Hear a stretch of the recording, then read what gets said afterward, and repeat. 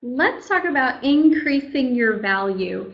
There is so much power behind showing up to any business interaction and being really super clear on what your value is. You will not collect fees or commission checks higher than the value that you have assigned to yourself. And you will not experience more love and connection and devotion from others than what you are willing to give to yourself. And so if we really want to open ourselves up for being able to have more of joyful experiences in our life, more success, more money, more of whatever it is that we want to have, then we got to get clear that we are extremely valuable, that we matter, that we're worthy, that we're powerful, that we're beautiful, that we are lovable, that we are anything amazing that you want to experience more of. So I want to share with you when I really started first understanding this principle in my life. I was, you probably heard me talk about what I call my dark days when I just was pregnant with my third. Life was hard.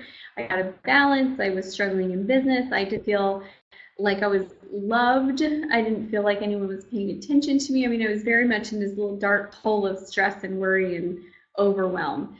I think I ate overwhelm for breakfast and stress for lunch and sadness for dinner. I mean, it was not a happy time for me. So when I was in that place, I remember feeling like my marriage it just was not on track. I didn't feel like my husband loved me. I didn't feel like we were doing well. And I kept wanting him to change. I kept telling him, you need to do this, or you need to do that, or you need to do this, or you need to do that. And then I started making changes in myself. I started loving myself more. I started valuing myself more. I started growing personally more. And my bossiness towards him and my demands towards him went away. But years later, this was years later, I hired a marriage coach for us. I told him, I said, well, first of all, I had a marriage coach who wanted to trade for business coaching. I was like, okay, that's cool. And I told my husband, I said, we have a good marriage, but I don't settle for good in any area of my life. I want great. I want it to be amazing. So we hired this marriage coach, and here was my takeaway. We spent probably 3-4 months working together. Here was my takeaway, that I still had held on to a little bit of those doubts of how loved I really was. And when we were in that, I remember this one day, and I'll probably get a little emotional about it, but I remember this one day where we were talking about something, and my husband said, I just never think of it that way. I never put any qualifiers on you of how much I love you, or I never assign how much I love you to how well you do in all these different areas. Like, I just love you, and I don't think about things that way. And all of a sudden it hit me that those years that I spent feeling unloved had nothing to do with how loved I was. What it had everything to do with was that I was incapable of receiving love because I didn't value myself enough to love myself enough. And I remember looking at that, and at that time, we'd been married for probably 13 years. And I remember thinking, I wonder how much I missed in those 13 years because I didn't love myself enough to value myself enough to receive love from everyone else. It was powerful for me. It was powerful. I also experienced a dramatic increase in business during that time because finally, and it's something I'd worked on for a long time, you guys. It wasn't like this was an overnight thing or I hadn't been paying attention to it. I've been working to increase my value the whole time. But what I was doing was I was increasing value in certain areas, but not a holistic increase in value. And so, for example, I would work on increasing my value in work and my income would go up, but then my health would go down because, again, I didn't value myself enough to put myself at the center pivotal piece. And so then I would go gangbusters with health, and I would exercise, get totally fit, and I would watch as my business went down because I was connecting my value to my performance. That is dangerous. It's extremely dangerous. So what I want to accomplish in this section is I want us to really start changing the way that we see our value. that our value is not connected in any way, shape, or form to our performance, and also that we can increase our value.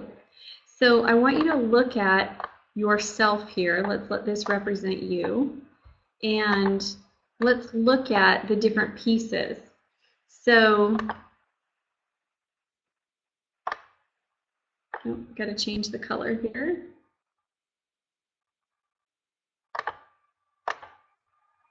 Make it blue. So let's look at the different pieces.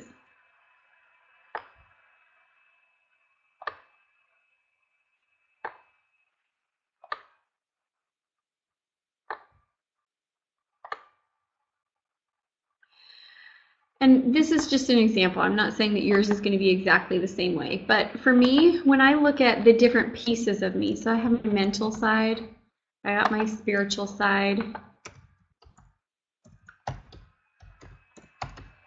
I've got my body, I've got my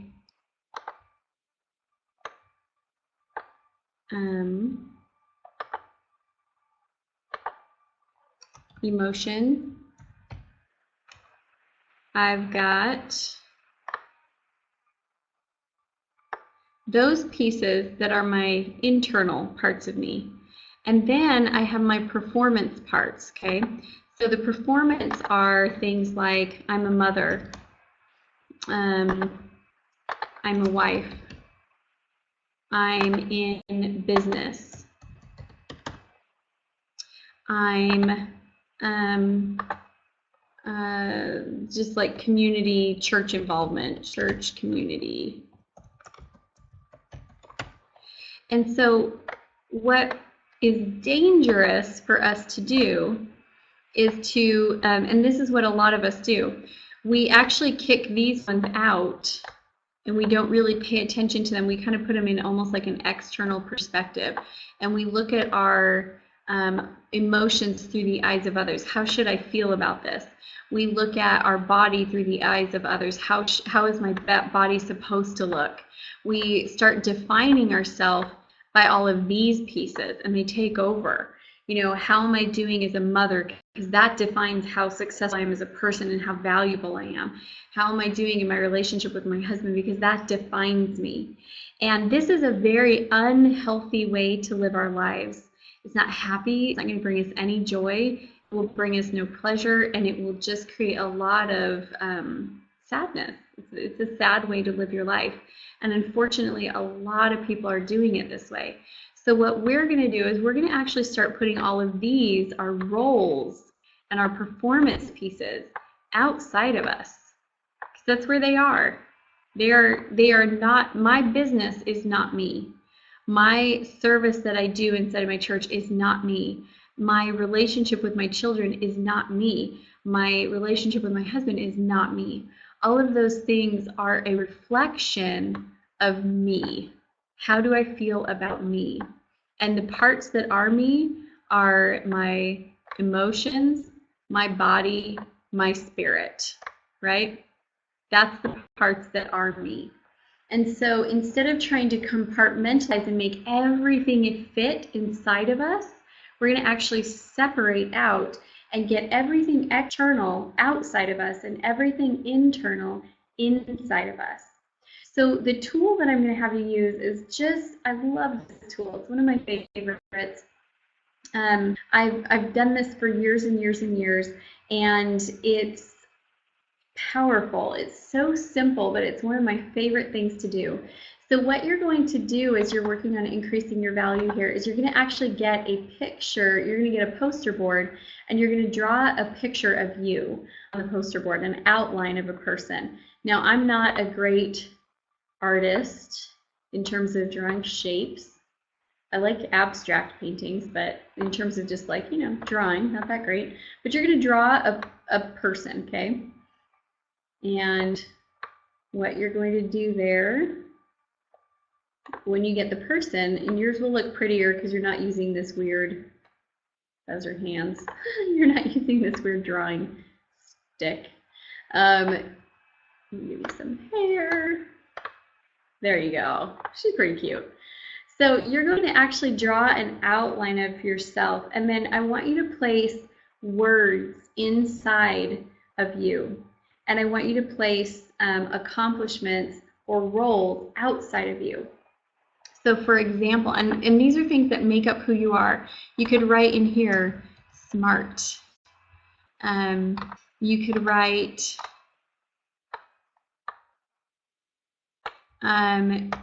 over your heart, you could write loving. And I want you to just write all the parts of you: brave, strong, powerful, beautiful, kind, bold, daring, adventurous, free. I mean, I want you to really look at who am I? And I want you to write these things inside of you. Then what I want you to do is I want you to write your roles outside of you. So this would be like wife, mother, rock star, radio host,